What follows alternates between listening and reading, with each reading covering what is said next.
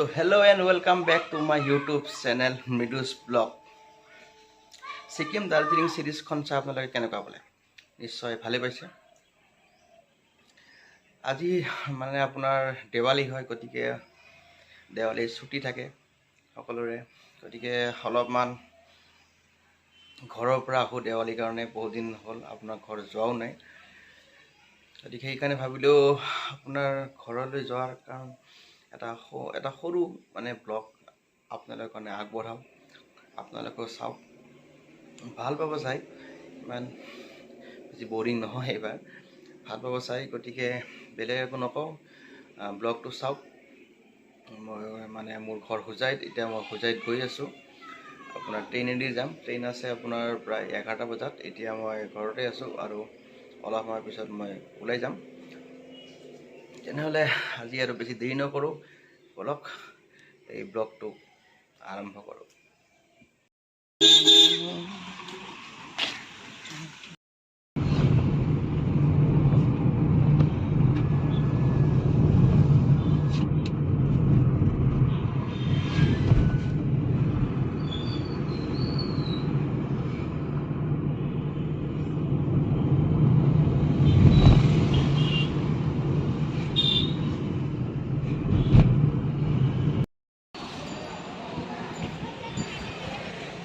ইয়াত ট্ৰেইন আছে প্ৰায় আমাৰ 4 নম্বৰ প্লেটফৰ্মত অহা নাই এতিয়ালৈকে, আহি আছে, অলপ সোনকালে আহোঁ।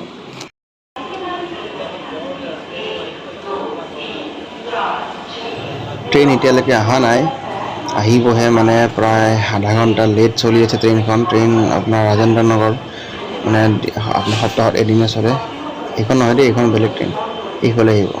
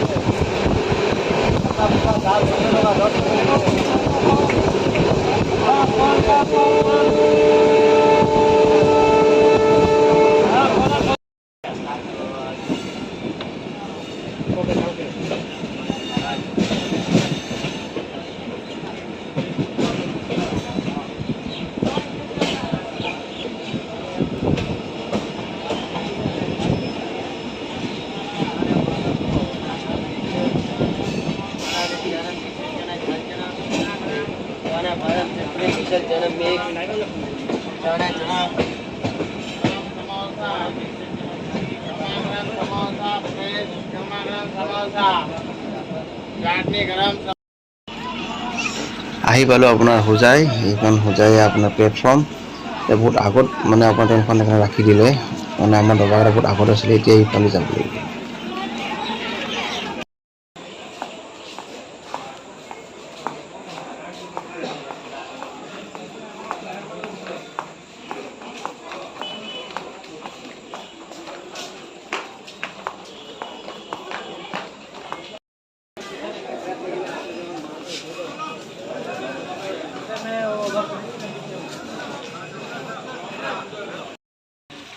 आप दक्षिण पे चलो।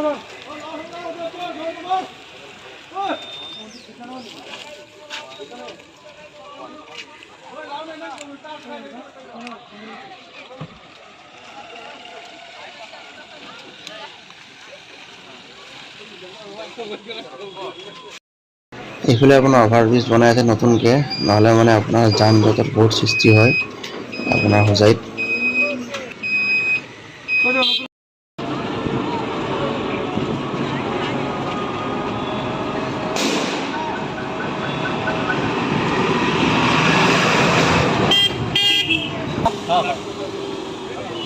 বিছানাৰ দেখো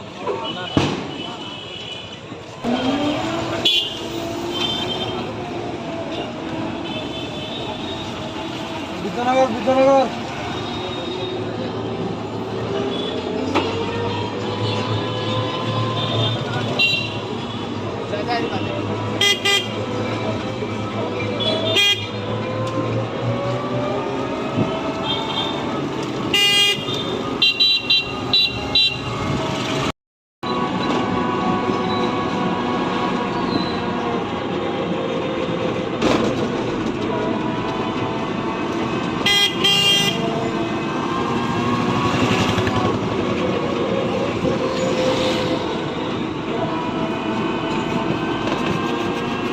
তো গাইজ ফাইনেলি আমাৰ ঘৰৰ গলি আহি পালোঁ।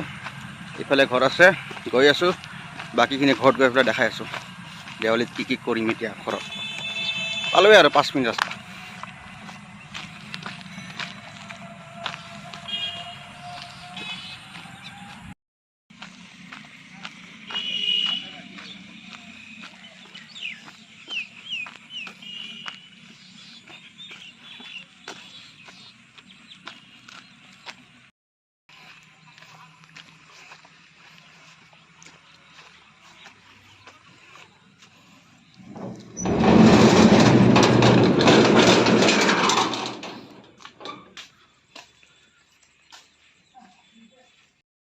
তো গাইজ ঘৰ আহি পাই অলপমান ৰেষ্ট ল'লোঁ, গতিকে মই আৰু বেছি ভিডিঅ' নবনালোঁ। আজিৰ ভিডিঅ'টোৱে আছিলে আপোনাৰ দেৱালীৰ কাৰণে ঘৰলৈ অহাৰ ভিডিঅ' এটা আছিলে, গতিকে এটা সৰু ভিডিঅ' মই বনালোঁ। আপোনালোকে দেখা পালে মই হোজাইত আহি গ'লোঁ আৰু হোজাই টাউনখনো অলপমান দেখুৱালোঁ আপোনালোকক। গতিকে আজিৰ ভিডিঅ'টো আৰু মই বেছি নবনাওঁ। নেক্সট ভিডিঅ'ত আপোনালোকে দেখা পাব আমি দেৱালীত কি কৰিম কি নকৰিম, বা লাইট লগাওঁ নে নলগাওঁ ভাবি আছোঁ। নলগাব পাৰোঁ, এইবোৰ নেক্সট ভিডিঅ'ত আপোনালোকে দেখা পাব। তেনেহ'লে এতিয়া আৰু বেছি একো নকওঁ, আজিৰ ভিডিঅ'টো ইয়াতে মই শেষ কৰিলোঁ। লগ পাই আছোঁ আপোনালোকৰ সৈতে পৰৱৰ্তী ভিডিঅ'ত। Then bye bye, take care, stay safe আৰু হেপী দিৱালী সকলোকে এডভান্স। বম ফুটাওক, কিন্তু চৰাই চিৰিকটিৰ ওপৰত বম নুফুটাব, কাৰণ বম বস্তুটো সিহঁতৰ কাৰণে অতি ভয়ানক হয়। গতিকে চৰাই চিৰিকটিৰ ওপৰত যদি আপোনালোকে পাৰে বম নুফুটাব, সিহঁতক একো অনিষ্ট নকৰিব।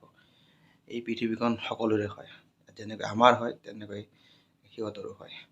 গতিকে ছেফ দিৱালী খেলক। তেনেহ'লে লগ পাই আছোঁ নেক্সট ভিডিঅ'ত। Bye bye.